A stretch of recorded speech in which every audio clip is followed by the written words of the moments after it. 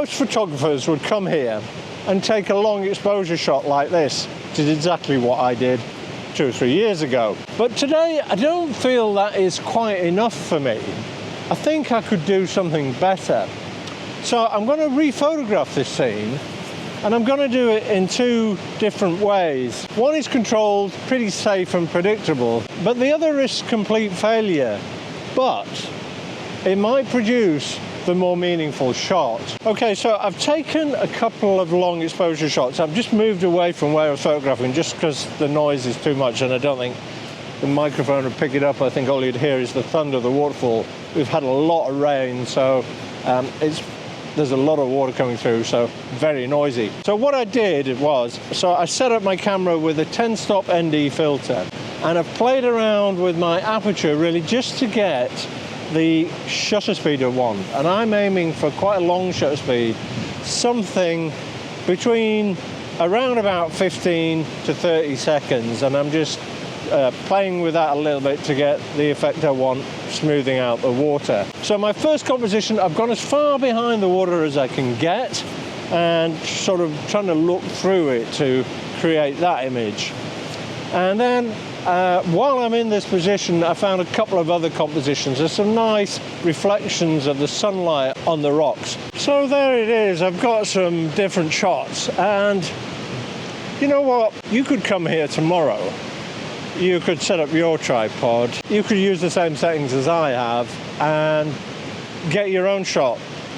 And in all honesty, it would look pretty similar to mine. The technique is the technique, and the more you do it, the more landscapes you take, the better you get at it, and I've been doing it for a long time, so I feel pretty competent. But the main issue I have with it doesn't say anything about me. What I felt when I came here, what reaction was stirred in me physically by seeing this tremendous waterfall. So what I want to try next is to use ICM, that's intentional camera movement, because that's not something that's easy for anybody else to replicate. It's going to be my interpretation of it. So this is going to be a lot of experimentation to get the shot I want. I'm going to start with shutter speeds around a second. I think I'm going to put a 6-stop ND filter on my camera, and I'll give you a couple of tips about movement. So with ICM, traditionally we think of moving the camera up and down through the frame. Now it's much easier to go down because gravity is working with you rather than trying to fight it by moving your camera up. So it's often good to start at the top of your frame and drop down. But one of the things I think with waterfalls that's good to do is follow your emotion, but follow maybe the flow of the water through the scene as well. I think there's a whole load of opportunities for me here, which I'm going to experiment with, different settings and different camera movements, and see what I can get. I took shots a number of ways, some handheld, twisting, moving up and down, rotating, and some on a tripod, and I'll probably blend some as well later on in post-processing.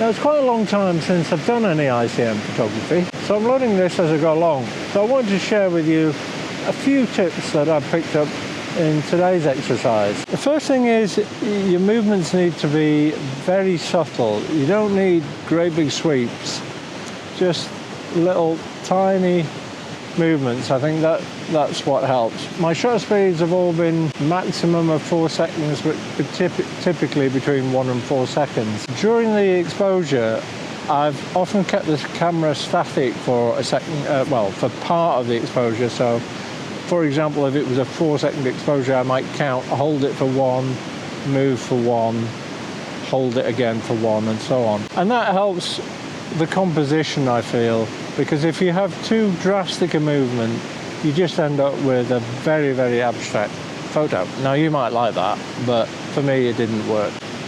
So it's just starting to have a shower again. So I'm going to get back in my van, get back home and see how everything's come out. I have quite a good feeling about this. I'm back in my studio, and let me just show you what I ended up with. I'm going to start with some of the ones that didn't work and just share with you a couple of things that I've learned. So this first one, I've got too much sky in there and I don't think that helps it. On this second one, actually I was able to turn one very similar to this into what I think is a decent photo. So I think this is okay. It was a little bit too, I think I moved a little bit too much. There's a bit too much going on with repeats of the rocks. In this one, I tried twisting the camera and I got another shot out of that, which I'll show you in a second or two, which I think worked okay. But for this particular example, I think perhaps too much twist. I tried twisting here, just looking at the river surface, didn't work. Same again with this one, didn't work. And here's another one. Again, I think having a bit of sky in there is perhaps a little bit distracting, and just I felt like it looked like a mess, in all honesty. Same with this. I think I did too big an up and down movement.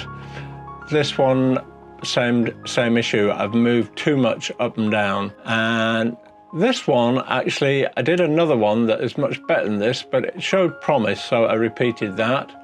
Here, because I've got the waterfall in the top, I don't think that works. The rock in the center just ends up as a blurry mess too. And then there's this one. Again, I think the two trunks on the right-hand side are what spoiled this photo. It needs a much tighter zoom in, perhaps, to the waterfall. And I got a shot that worked, which I'll show you in a second or two. Again, I tried sort of doing I tried following the movement of the water with this, which I think has worked okay, but it wasn't good enough. Again, I've tried the same sort of thing, still gash. Now let's move on to the ones that actually worked. So this is one close up behind the waterfall where I moved my camera up and down, and I'm actually pleased with the result. It's taken away some of the distracting elements of the background, and it's given it just a slightly more ethereal look. So I like this.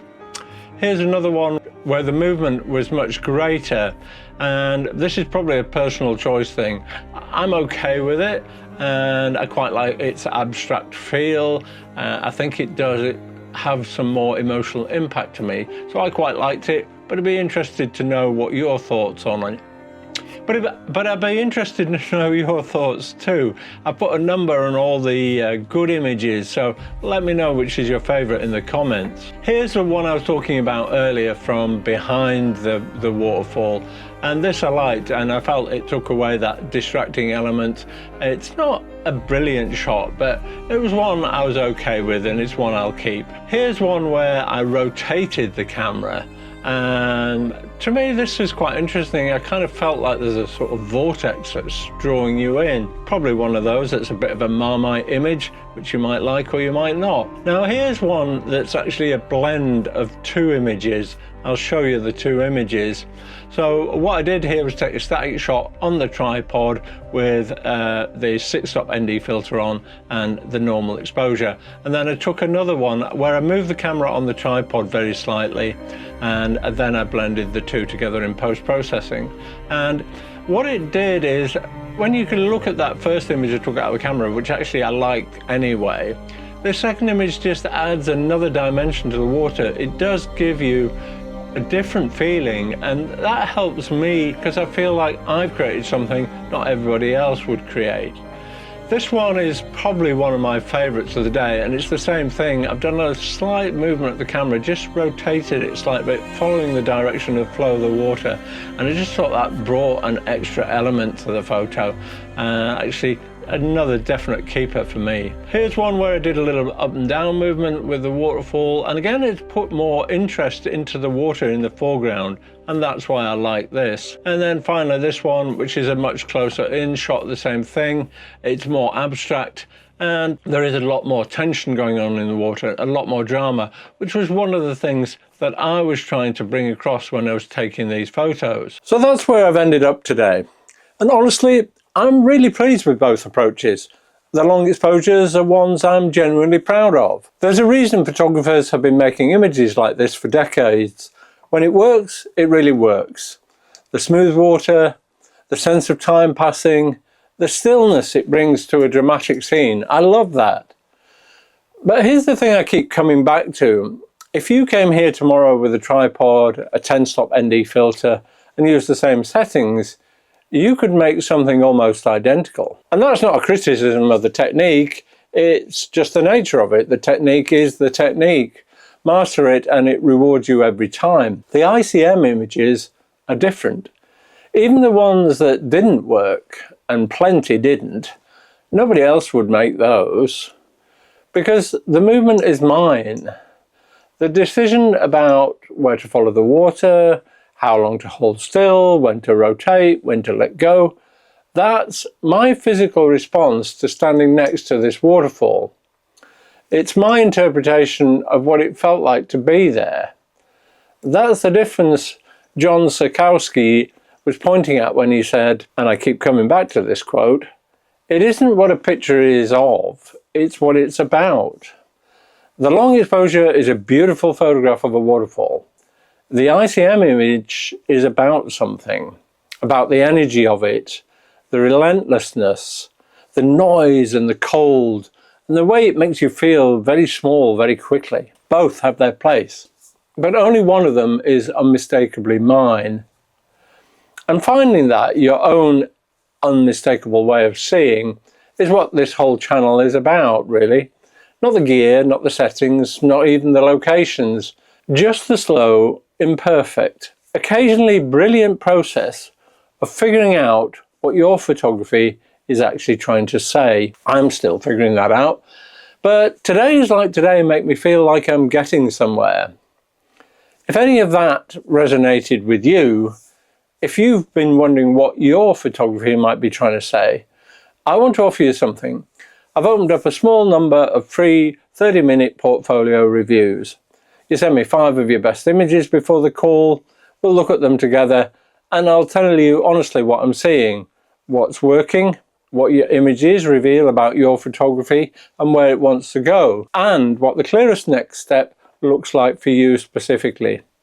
No pitch at the end, no agenda, just an honest conversation about your work. I limit these to 5 a month because I want to do them properly. So if you can see a slot available in the link below, do grab it. These spots do fill up. The link is in the description. And if today got you thinking, leave me a comment below and tell me which image felt more like you. Because I think that question says something about the kind of photographer you are. And I'd love to know where you land. I'll see you in the next one.